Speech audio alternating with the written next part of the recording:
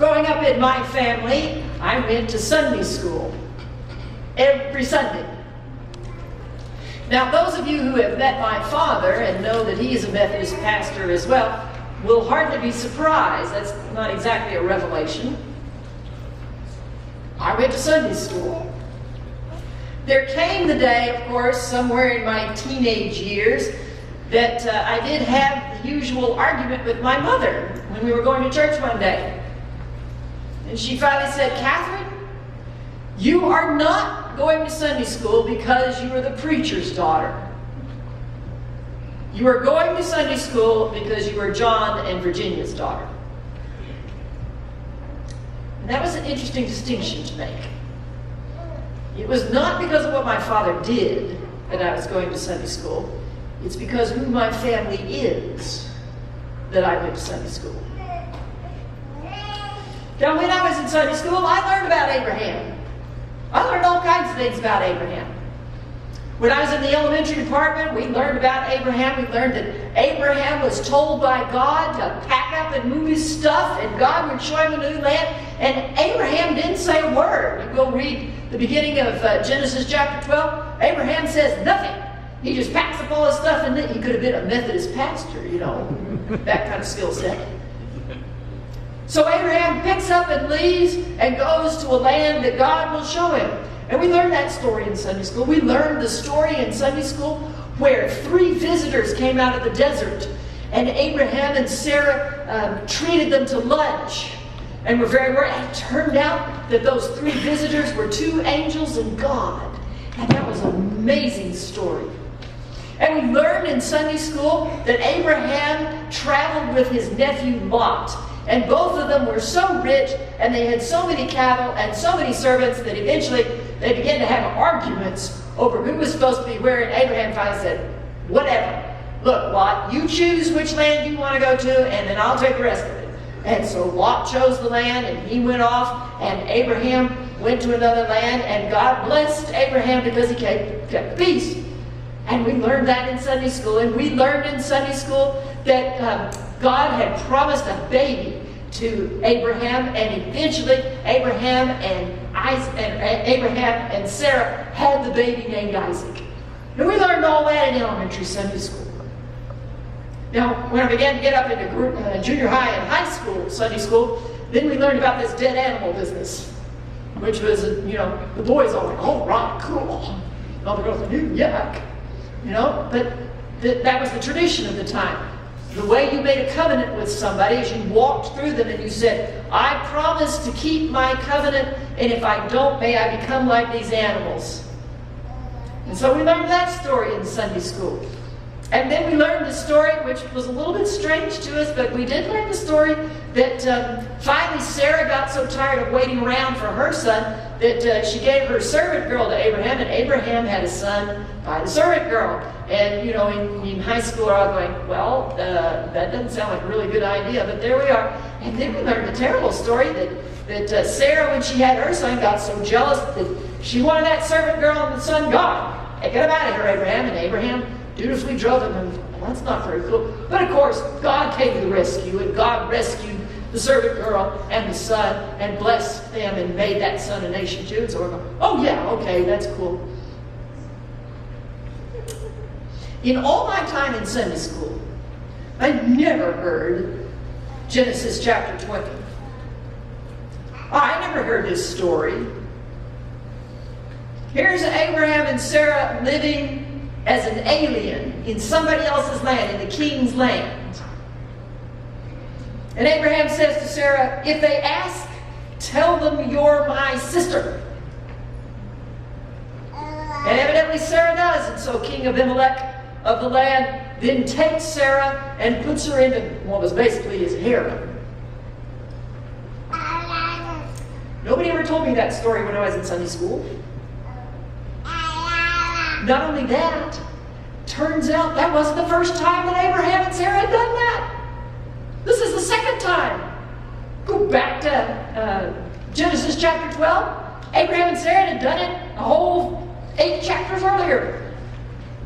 There had been a famine in the land, and so Abraham and Sarah and all their stuff had moved to Egypt.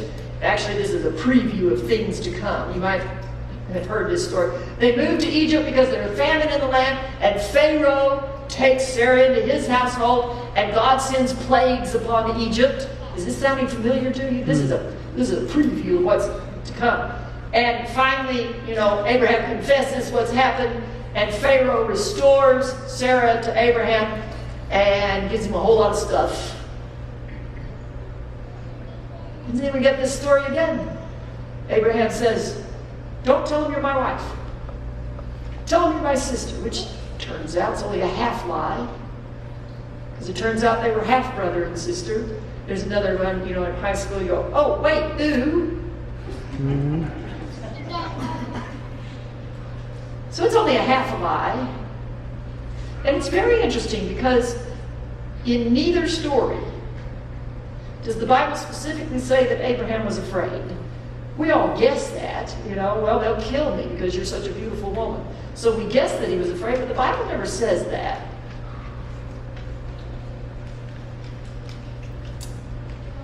I didn't encounter these stories in Genesis until I went to seminary. Surely I know I'd read the Bible, but if you've ever tried to read the Bible straight through, you get to that part where they're naming all the ancestors and you go to sleep. So maybe that's what happened. Maybe I was reading it and my eye was skipping ahead to the next story, which I knew. And so I must have just glazed over this part of Sarah being taken into the harem and Abraham saying, oh yeah, it's okay, she's my sister. I must have missed that.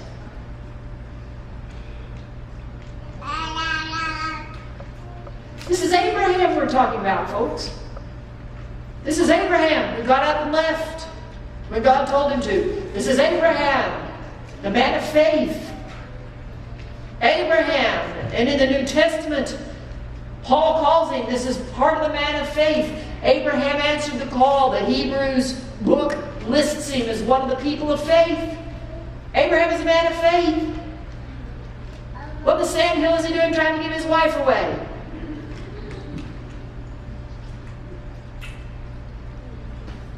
Sometimes in the United States, we have a kind of a bad habit of really idolizing, I-D-O-L, idolizing our heroes.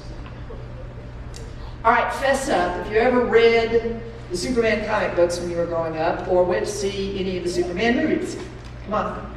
Yeah, that's what I thought. If you read the earliest of the Superman comic books, there was nothing wrong with Superman. Nothing. The man was always polite. He was always on the good side. For a long time, he never killed anybody. He just put them all in jail. Turned out, to start with, he could only leap over tall buildings with a single bound. After a while, he could fly. And then after a little while further, he developed X-ray vision so he could see everything. And then he had super hearing so he could hear everything. And if you read some of those, he developed super smell so he could smell everything, because in those days he needed to be able to smell when natural gas was leaking a couple of states over. And Superman was invulnerable and he was just perfect. He always said, how many of you, when Adam West died this past couple of weeks, went, oh man, there goes a part of my childhood. Adam West's Batman was like that too. Did you ever notice that? Adam West's Batman held the door, even if it was the villain. Here, Catwoman, ladies first, that sort of thing. Always the perfect gentleman. Nothing wrong. No flaws.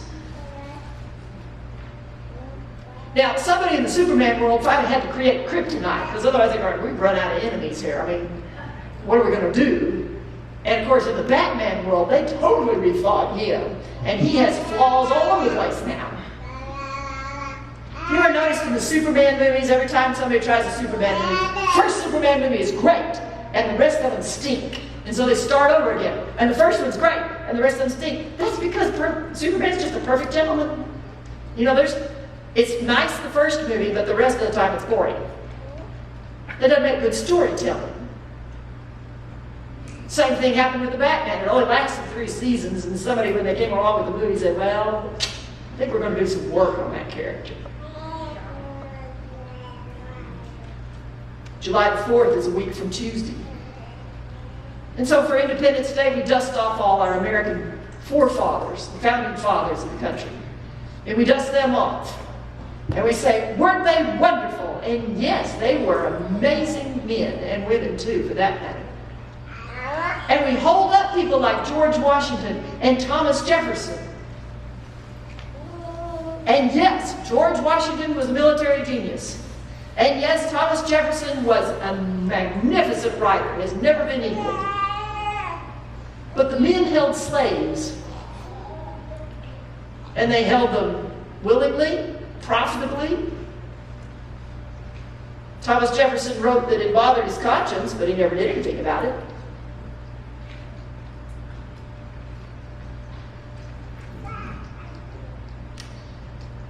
We tend to polish our heroes so that they don't have any flaws, which may be part of the problem with our elections these days. We keep expecting our politicians to be these marble statues without feet of clay. And we're always disappointed. We expect our Hollywood and our rock and roll stars to be the same way. So if you stand in the checkout line, all those magazines are telling you what the stars have done wrong. Like that was news. There's no news in that. We've gotten into a bad habit in the United States of polishing our heroes so that they don't have any flaws.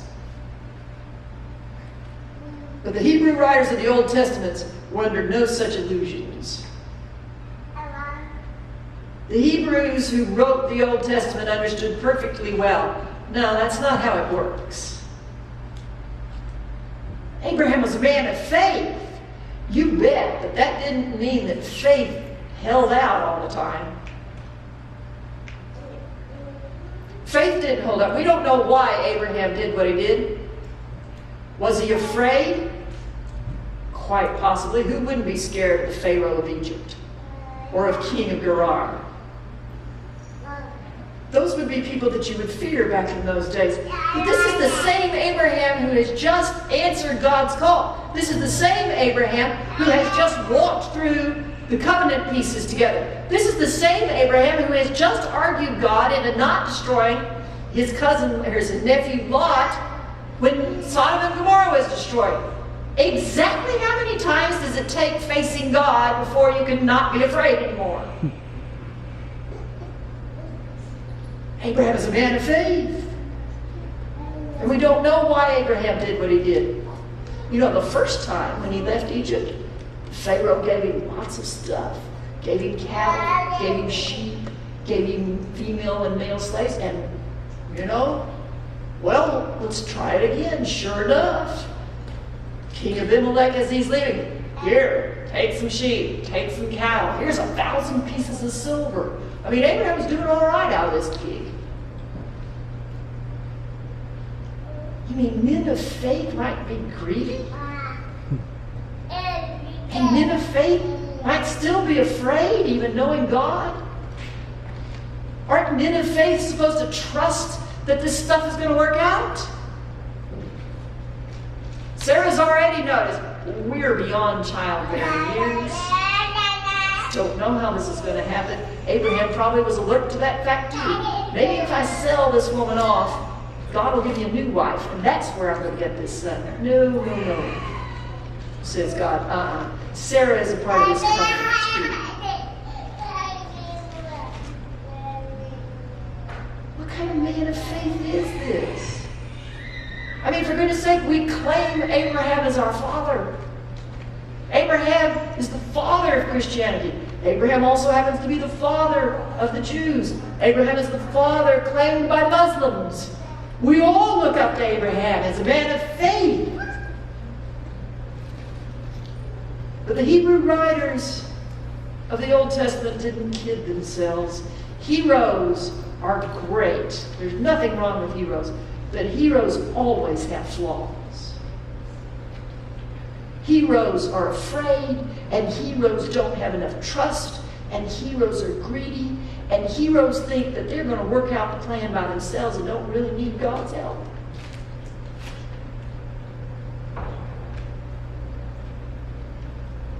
Faith is a gift from God. Faith is a gift. And like every other gift that God gives us, we manage to mangle it. We are the people of faith. We're the children of Abraham. But like Abraham, our father before us, and Sarah, our mother before us, we managed to mangle that same gift of faith, don't we? Now, my hope is, I'm sort of looking over the situation, I don't think, to my knowledge, any of you have tried to sell off your women recently. But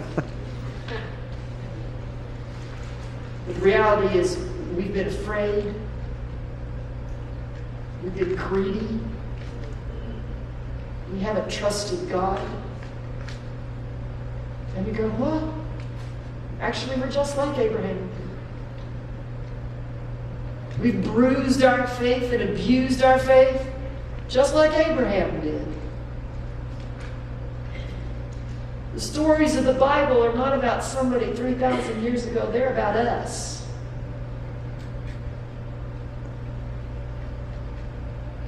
Paul said, all have sinned and fallen short of the glory of God. Even Abraham.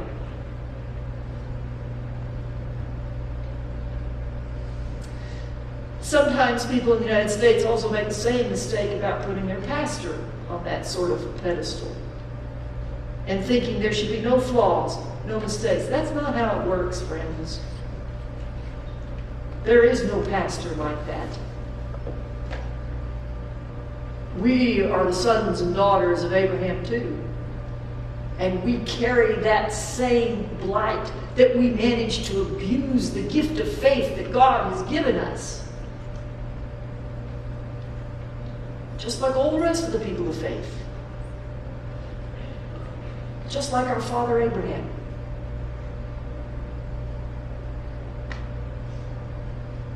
You and I are the children of Abraham.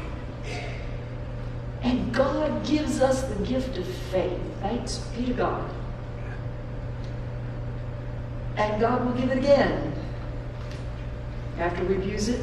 And God will give it again when we're afraid. And God will give it again when we're greedy. And God will give it again when we didn't trust enough. Because you and I are the children of Abraham. Lack of faith, faith, and all. That's who we are. And that's who God is. God is the one who steps in to that lack of faith. God is the one who steps in to say, here is how my covenant will work.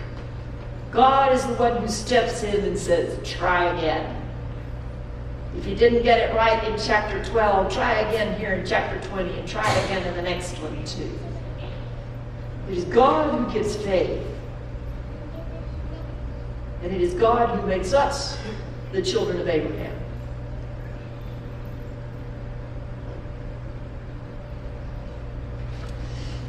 In the name of the Father, and of the Son, and of the Holy Spirit. Amen. Amen.